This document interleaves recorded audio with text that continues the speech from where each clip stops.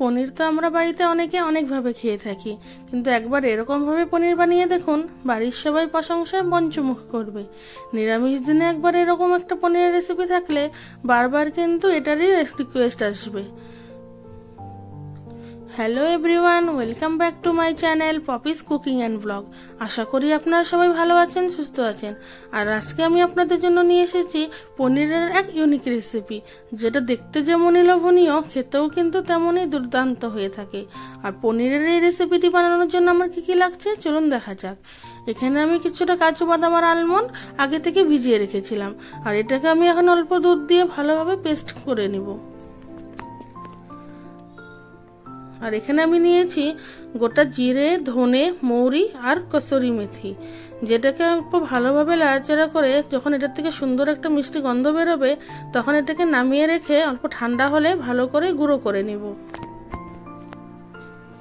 আর এখানে আমি নিয়েছি 200 গ্রামের মতো পনিরটাকে আমি এখন ভালোভাবে ম্যারিনেট করে রেখে দিব। আর ম্যারিনেশনের জন্য আমি এখানে দিয়ে দিব 3 চামচের মতো টক দই,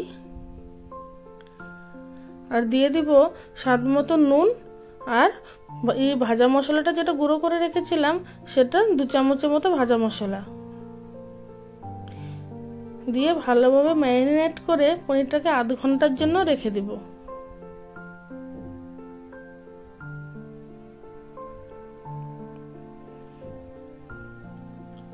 আর এখানে আমি একটা ফ্রাইং প্যান বসিয়ে দিয়েছি। তেলটা গরম হয়ে আসলে ওর মধ্যে ফোড়নের জন্য দিয়ে দিব কিছুটা গোটা গরম মশলা। মশলার থেকে যখন সুন্দর একটা গন্ধ ছাড়বে, ওর মধ্যে দিয়ে দিব আগে থেকে টুকরো করে রাখা টমেটো। এখানে আমি একটা টমেটো ছোট ছোট করে টুকরো করে নিয়েছি।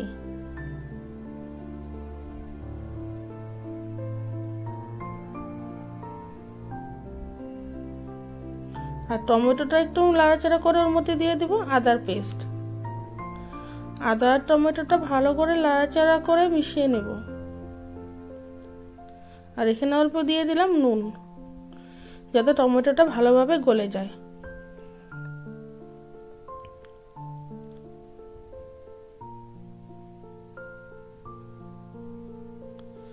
আর এটাকে এখন আমি অল্প ঢাকা দিয়ে রেখে দিব। দেখুন টমেটোটা ভালোভাবে সফট হয়ে গেছে।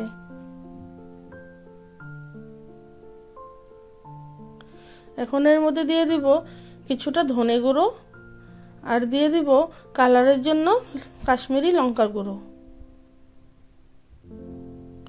এখানে কিন্তু আমি হলুদ ইউজ করিনি, আপনারা চাইলে করতে পারেন।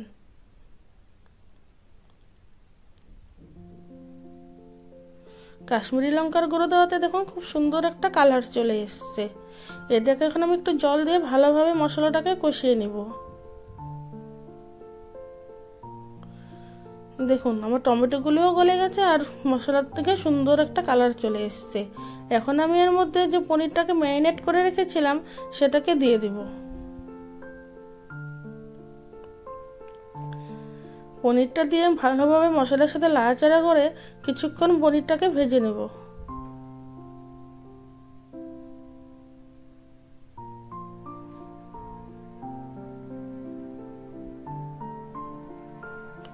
দেখুন পনিরের থেকে তেলও ছেড়ে এসছে, আর পনিরের থেকে খুব সুন্দর একটা কালারও চলে এসছে।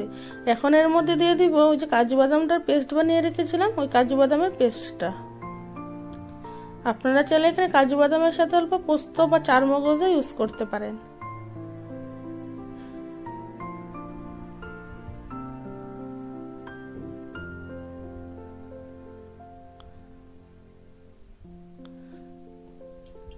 এখন এর মধ্যে একটু জল দিয়ে ভালোভাবে মশলাটার সাথে পনিরটাকে ভালোভাবে মিশিয়ে নেব।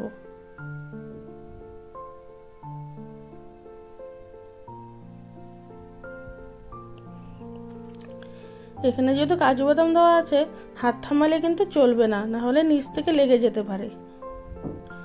তো অনবরত এটাকে নাড়তে থাকবেন যতক্ষণ না পনির থেকে তেলটা ছেড়ে আসছে।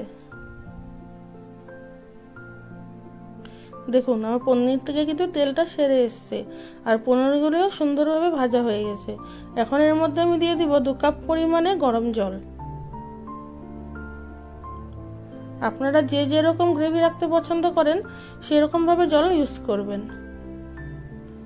আমি যেহেতু এটা লুচির সাথে বানাবো, তো গ্রেভিটা খুব একটা বেশি রাখবো না, সেই জন্য আমি এখানে 2 কাপের মতো জল দিয়েছি। আপনারা যদি পোলাও বা ফ্রাইড রাইস বা ভাতের সাথে খেতে চান তাহলে জলটা আরেকটু বেশি দেবেন। এখন এর মধ্যে আমি দিয়ে দিলাম কিছুটা চিনি।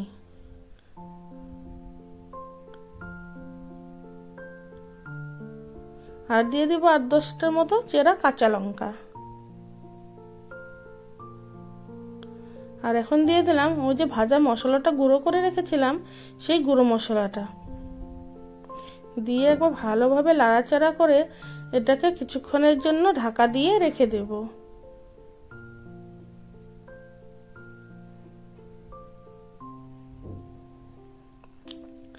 দেখুন আমাদের পনিরের রেসিপি কিন্তু একদম পারফেক্টলি ডান। দেখতে যেমনই সুন্দর হয়েছে, খেতেও কিন্তু খুবই সুস্বাদু হয়েছিল। এখন এর মধ্যে আমি দিয়ে দিলাম কিছুটা ঘি আর গরম মশলা, আর দিয়ে দিব সামান্য পরিমাণে আমুলের ফ্রেশ ক্রিম। আপনারা চাইলে এখানে ঘরে থাকা মালাইও ইউজ করতে পারেন। এখন সবগুলো উপকরণ ভালোভাবে মিশিয়ে নিয়ে একটু ঢাকা দিয়ে 15 থেকে 20 মিনিট স্ট্যান্ডিং টাইমে রাখলেই আমাদের পনিরের এই রেসিপিটা পুরোপুরি রেডি হয়ে যাবে। দেখুন আমাদের পনিরের রেসিপি কিন্তু পারফেক্টলি হয়ে এসছে। এটা দেখতে যেমনই লোভনীয়, খেতেও কিন্তু তেমনই দুর্দান্ত হয়েছিল। তো আপনাদেরকে রিকোয়েস্ট করবো একবার অবশ্যই এইভাবে পনিরের রেসিপিটি বানিয়ে দেখবেন। ভাত, লুচি অথবা ফ্রাইড রাইস কিংবা পোলাও যেটার সাথে খাবেন না কেন, এটা কিন্তু দুর্দান্ত লাগবে। আমার এই ভিডিওটি দেখার জন্য আপনাদেরকে অনেক অনেক ধন্যবাদ। আর আমার এই রেসিপিটি যদি ভালো লাগে অবশ্যই লাইক, শেয়ার আর কমেন্ট করে আমার চ্যানেলটিকে সাবস্ক্রাইব করে পাশে থাকবেন। ভিডিওটি দেখার জন্য আপনাদেরকে অনেক অনেক ধন্যবাদ।